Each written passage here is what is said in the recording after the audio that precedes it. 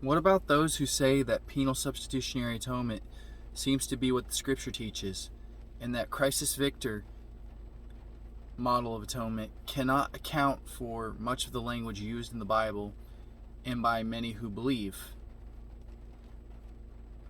Penal substitutionary atonement takes so long to disprove.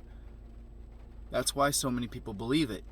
Most people just believe you're ignoring the facts.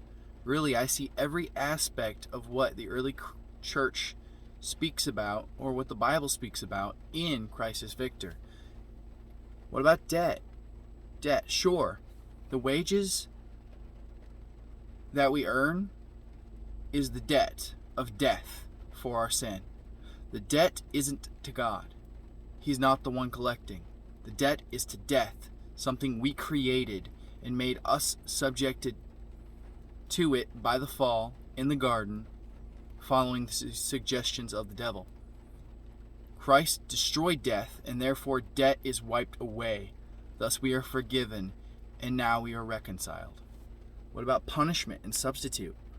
Sure, Jesus was punished by mankind, and mankind believed he was punished by God. He took the death that we deserved.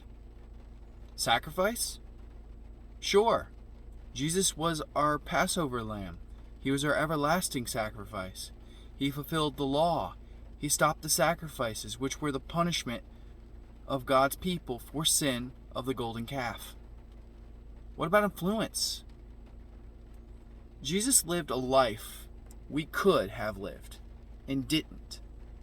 He is the ultimate example of God's law and love in one. Love fulfills the law. Christ shows us the love of God, that he was willing to die rather than lose us to death and sin forever. And thus, he wants us to live by that example.